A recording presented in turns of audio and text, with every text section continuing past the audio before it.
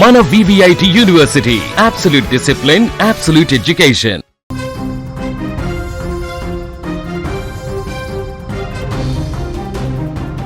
AP రాజకీయాల్లో మరో సరికొత్త పార్టీ రాబోతోంది.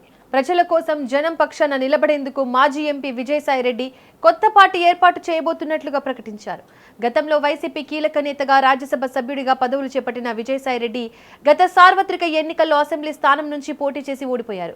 అటుపై కూటమి పార్టీలతో పాటు వైసీపీపై కూడా సున్నితమైన విమర్శలు చేసి పార్టీని వీడారు. తాజాగా ఆయన తిరుమల శ్రీవారిని దర్శించుకున్న తర్వాత రాజకీయ పార్టీ పెట్టబోతున్నట్లుగా, దానికి సంబంధించిన పూర్తి విధి విధానాల గురించి ఈ నెలలోనే విజయవాడలో విస్తృత స్థాయి మీడియా సమావేశం నిర్వహించి తెలియజేస్తానన్నారు. విజయసాయిరెడ్డి కొత్త పార్టీ పెడతారనే వార్త కొత్తది కాకపోయినా అందుకు ఈ నెలలోనే ముహూర్తం ఫిక్స్ చేయడంతో రాజకీయ వర్గాల్లో హాట్ టాపిక్ గా మారింది. ఇక విజయసాయిరెడ్డి అంటే కేవలం ఒక నాయకుడు మాత్రమే కాదు, వైఎస్ కుటుంబానికి దశాబ్దాలుగా నమ్మిన బంటు, ఆడిటర్, పార్టీ నిర్మాణంలో కీలక పాత్ర పోషించిన వ్యూహకర్త. వైసీపీ అధికారంలో ఉన్నప్పుడు కేంద్ర పెద్దలతో సంబంధాలు నడపడంలో, ఢిల్లీ స్థాయిలో పార్టీ గొంతు వినిపించడంలో ఆయన కీలక పాత్ర పోషించారు. అయితే 2024 ఎన్నికల్లో నెల్లూరు ఎంపీ స్థానం నుంచి ఓటమి పాలైన తర్వాత పరిస్థితులు పూర్తిగా తారుమారయ్యాయి. పార్టీలో పరిణామాలు, అంతర్గత విభేదాలు, కోటరి రాజకీయాలపై తీవ్ర అసంతృప్తితో ఉన్న విజయసాయిరెడ్డి అనూహ్యంగా తన రాజ్యసభ సభ్యత్వానికి రాజీనామా చేసి క్రియాశీల రాజకీయాల నుంచి తప్పుకుంటున్నట్లు ప్రకటించారు. ఇకపై వ్యవసాయం చేసుకుంటాను అంటూ రాజకీయాలకు గుడ్ బై చెప్పారు. కానీ ఆ నిశ్శబ్దం వెనుక ఏదో తుఫాను దాగుందన్నది తాజా పరిణామాలతో స్పష్టమైంది. రాజకీయాలకు దూరంగా ఉన్న సమయంలో కూడా సాయిరెడ్డి పేరు వార్తల్లో నిలుస్తూనే ఉంది. అటు లిక్కర్ కేసులో సిట్ విచారణలు, కేంద్ర దర్యాప్తు సంస్థల సోదాలు, సీఎం చంద్రబాబును టార్గెట్ చేసిన వ్యాఖ్యలు ఆయనను లైమ్ లైట్ లో ఉంచాయి. ఇటీవల ఆయన మళ్లీ వైసీపీలోకి వెళ్తున్నారని, జగన్తో సయోధ్య కుదిరిందని పెద్ద ఎత్తున ప్రచారం జరిగింది. కానీ వాటన్నిటికీ ఫుల్ స్టాప్ పెడుతూ నాది స్వతంత్ర భావజాలం, ఎవరి ఒత్తిళ్లకు తలొగ్గను, ప్రజల గొంతుకగా నిలిచేందుకు కొత్త పార్టీ పెడుతున్నా అని తేల్చి చెప్పారు. అయితే కొత్త రాజకీయ ప్రయాణాన్ని ప్రారంభించే ముందు శ్రీవారిని దర్శించుకుని ఆశీస్సులు తీసుకున్నారు విజయసాయిరెడ్డి. రాష్ట్రంలో, దేశంలో ఎల్నినో ప్రభావం లేకుండా సమృద్ధిగా వర్షాలు కురవాలని, రైతులు సుభిక్షంగా ఉండాలని శ్రీవారిని ప్రార్థించినట్లు తెలిపారు. మరోవైపు విజయసాయిరెడ్డి త్వరలో పెట్టబోయే పార్టీ పేరుపై చర్చ జరుగుతోంది.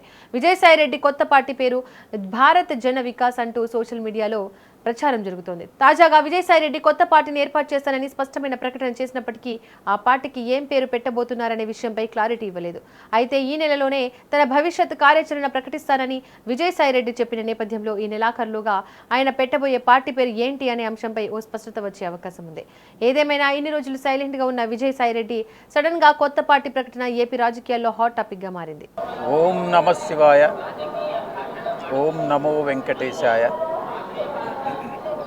ప్రజల తరఫున, ప్రజల కోసం, ప్రజాపక్షంగా ప్రజల గొంతుకు వినిపించేందుకు, ప్రజావాణిని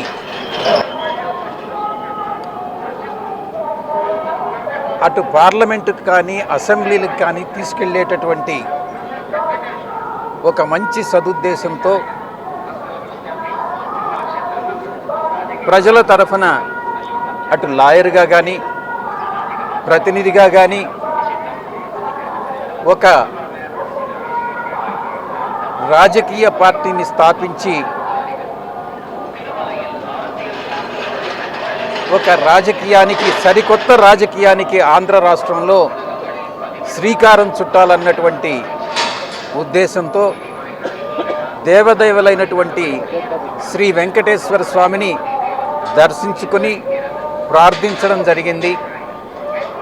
అదేవిధంగా రాష్ట్రంలో కానీ, దేశంలో కానీ వర్షాభావం లేకుండా, ఎల్నినో ప్రభావం లేకుండా రైతులందరూ కూడా సుభిక్షంగా ఉండాలనని, ఆహార కొరత, ఫుడ్ సెక్యూరిటీ ప్రాబ్లం అన్నటువంటిది లేకుండా ఉండాలనని కలియుగ దేవుడైనటువంటి వెంకటేశ్వర స్వామిని ప్రార్థించడం జరిగింది. ఇక్కడ రాజకీయాలకు తావులేదు కాబట్టి ఈ యొక్క మాసంలోనే నేను తదుపరి రాజకీయ ప్రణాళికని పత్రికాముఖంగా, పాత్రికేయ మిత్రులతో విజయవాడలో పాలుపంచుకోవడం జరుగుతుంది.